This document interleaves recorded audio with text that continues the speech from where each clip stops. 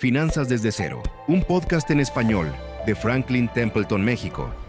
Hola, bienvenidos a Finanzas desde cero, un espacio de Franklin Templeton, México, en donde platicamos sobre finanzas e inversiones de una manera práctica y sencilla. Mi nombre es Luis González, soy codirector de inversiones para Franklin Templeton, México, y me acompaña, como siempre, Alejandro Vargas, instructor de educación financiera de la Academia Franklin Templeton. Muy bien, Alex. Y hoy, en nuestro cuarto capítulo, vamos a hablar de un tema que además va a estar siendo recurrente Sí, en estos episodios, ¿no? Esto es solamente una embarradita, ¿no? Una introducción, sí. De lo que va a venir. Sí. Pero en esencia es una intro a las finanzas conductuales, ¿no? Es que cómo pensamos, por qué pensamos y cómo podemos sacarle provecho, ¿no? A estas herramientas, ¿no? Sí, que para mí es uno de los temas más importantes, no nada más por el aspecto financiero, sino también como una parte del desarrollo personal, ¿no? Conocerte un poquito más, cómo funciona tu cabeza, por qué actúas de la manera en la que lo haces, creo que es una muy buena manera de poder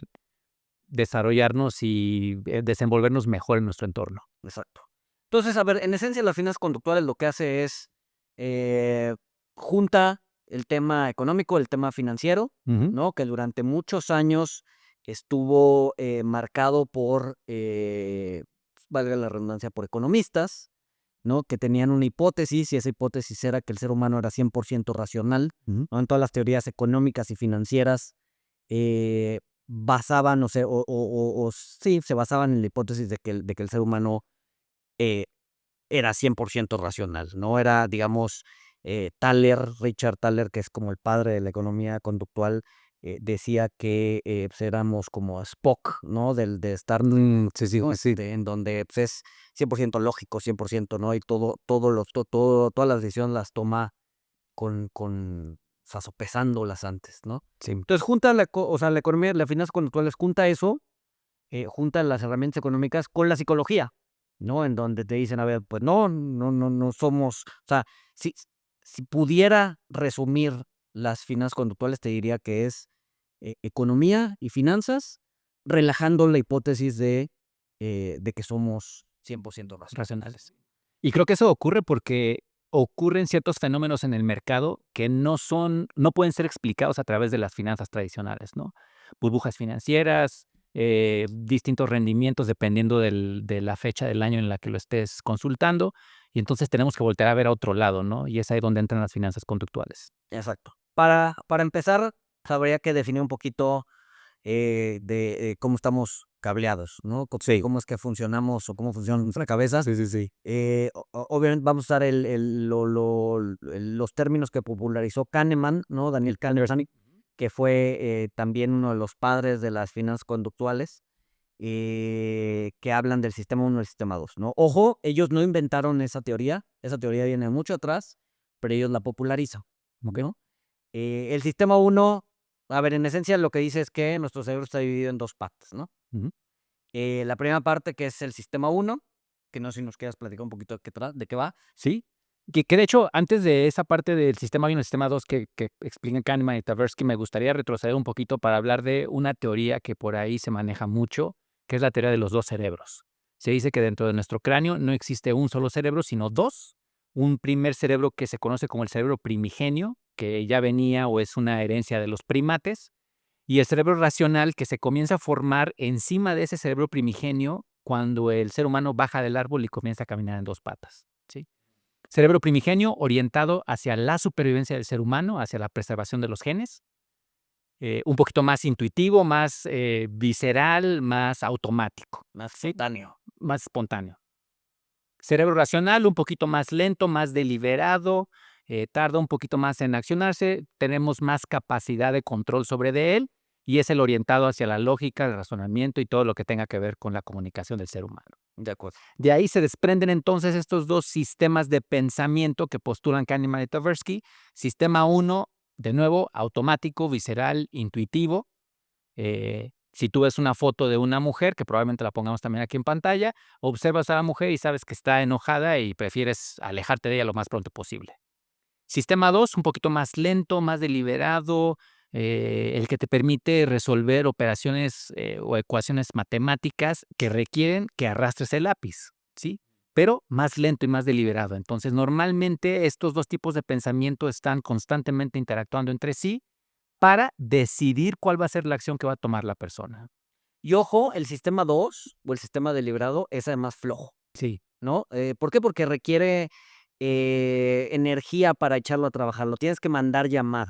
sí. O sea, no es como que de repente se prenda y se ponga a analizar cosas, sí. ¿no? Como dices, tienes que arrastrar el lápiz, lo tienes que mandar llamar. No es multitarea, Ujú. ¿no? Generalmente se enfoca en una sola cosa.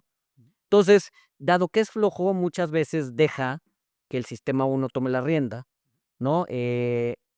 Y te permite o le permite al sistema 1 tomar decisiones que no necesariamente son las correctas, Correcto. ¿no?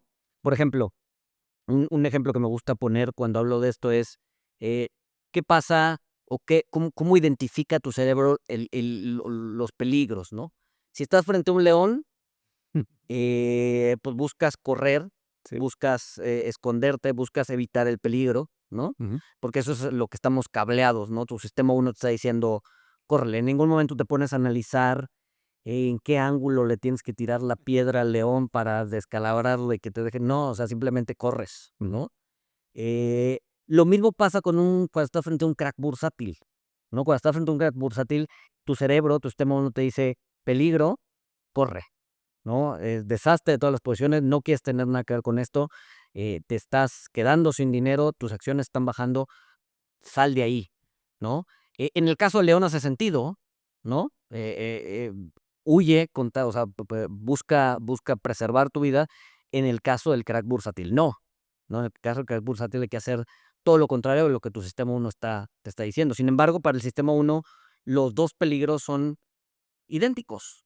Sí, de hecho, por ahí se dice que el cerebro no puede distinguir entre un peligro físico y un peligro social, por decirlo así, ¿no? Trata ambas variables de la misma exacta manera, ¿sí? Entonces, si tú ves, por ejemplo, esa caída bursátil, se va a activar tu sistema 1 diciéndote que existe un peligro inminente a tu supervivencia, aunque realmente no lo sea. Aunque realmente no lo sea. Y muchas veces en un crack bursátil lo que tienes que hacer es, en lugar de huir, ya sea mantenerte o buscar oportunidades, Sí, ¿no? sí. Pero eso va en contra de la naturaleza, en contra de lo que te está diciendo tu cabeza. Sí, y más que nada porque Kahneman y Tversky postulan que existe este sesgo de aversión a las pérdidas, en donde los seres humanos tendemos a sentir el dolor de una pérdida de 2 a 2 veces y medio más intensamente que el placer de una ganancia.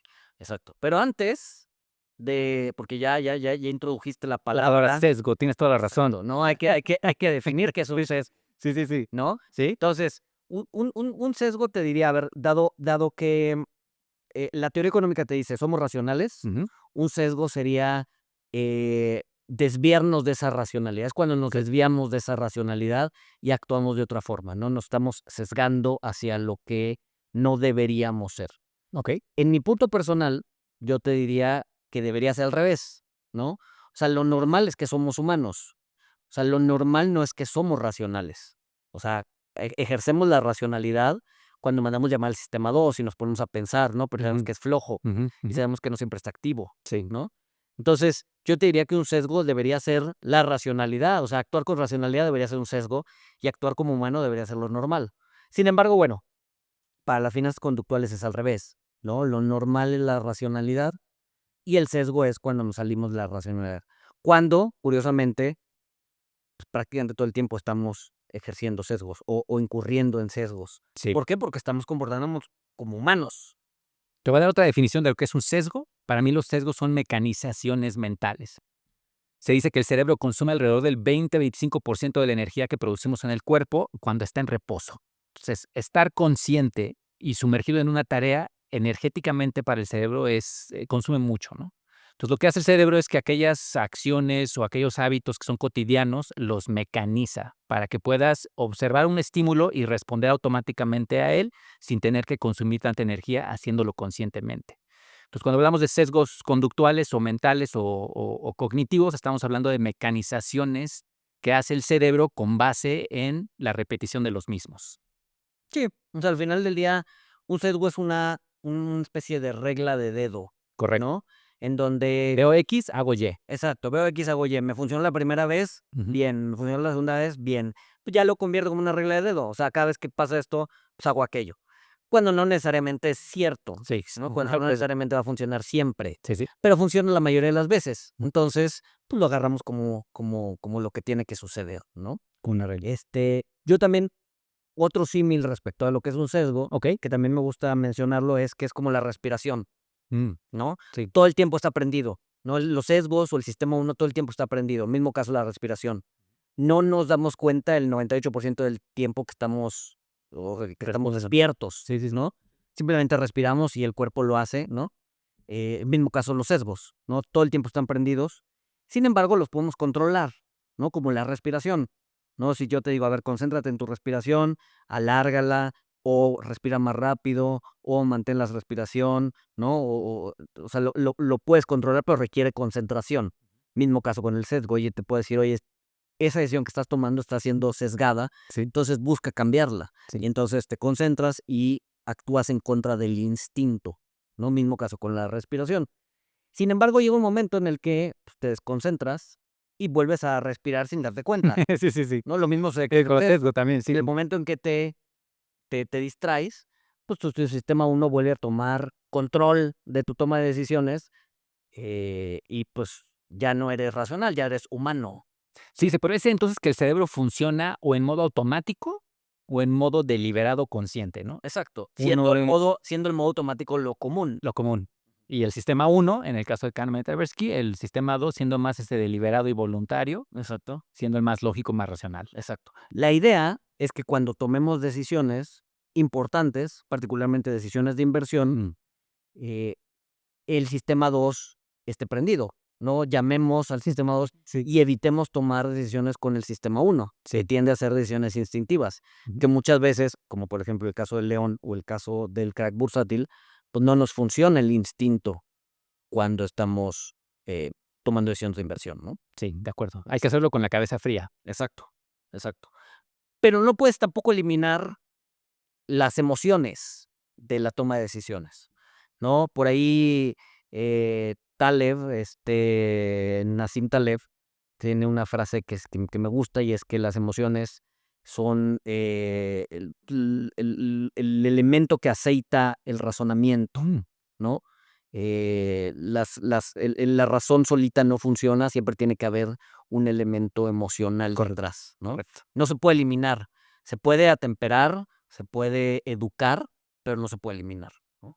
Te ofrezco una frase también, ahora por parte de la neurociencia, un neurocientífico de nombre Antonio Damasio Ujú. dice que no somos seres racionales que sienten, sino que somos seres sintientes que racionalizan.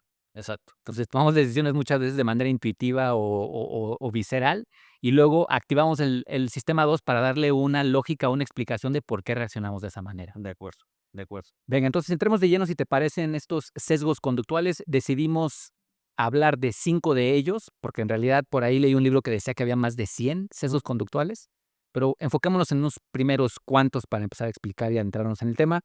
Autocontrol. Okey. Define qué es autocontrol.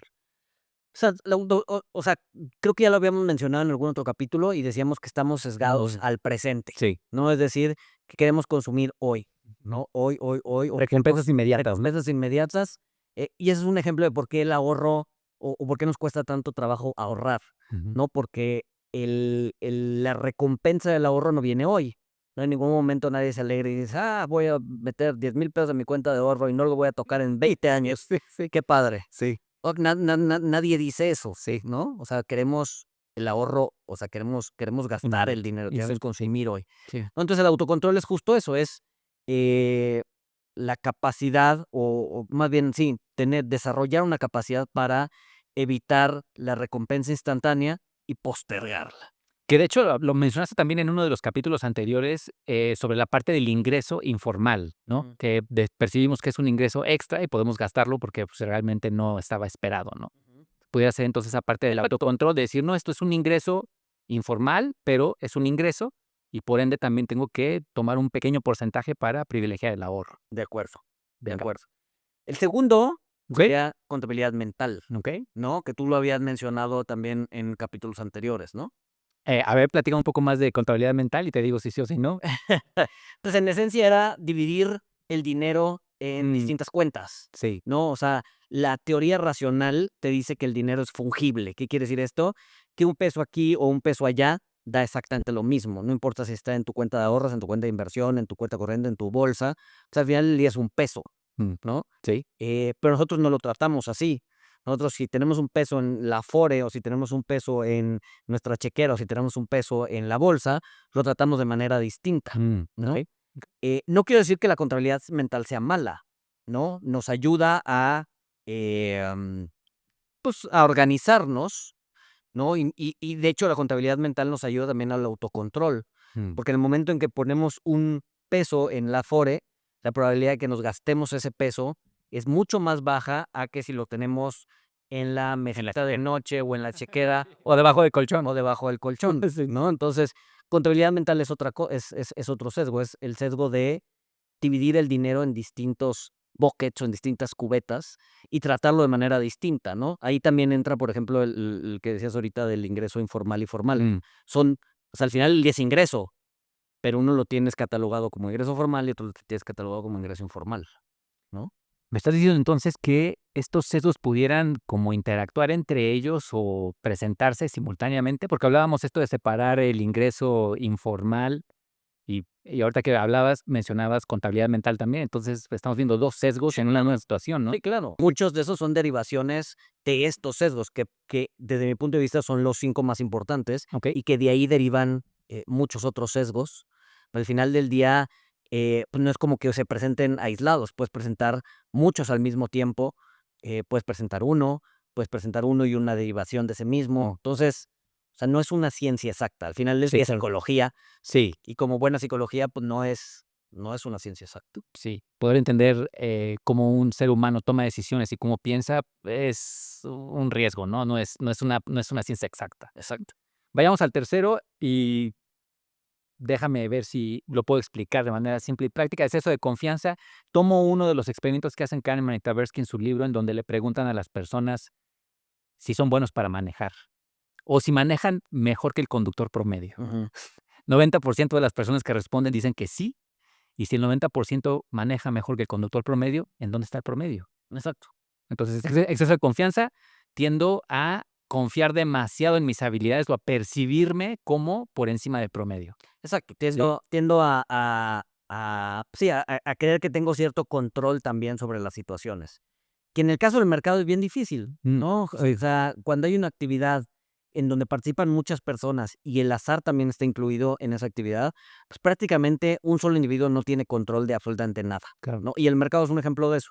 Sin embargo, nos gusta pensar que tenemos control y tenemos modelos y tenemos, pues sí, modelos y de dónde agarrarnos para decir, mira, mi modelo dice que va por aquí y entonces lo ejecuto. Eso es una ilusión de control, es un exceso de control que no necesariamente se da. Y además, bien interesante, también va a depender mucho de tu género, ¿no? Hay varios estudios en donde dicen que los hombres tienen más exceso de control que tienen más exceso de confianza que las mujeres. Wow, ok. Entonces, esto implica que las mujeres tienden a ser mejores traders que los hombres porque tienen menos exceso de confianza, ¿no? Entonces, o sea, sí, se pueden presentar en diversas, ¿cómo se llama? O sea, juntas, pero también van a depender de, literal, si eres hombre o mujer, edad, Educación. educación, tema social, estrato al que perteneces, etcétera, etcétera, etcétera, ¿no? Sí, de acuerdo.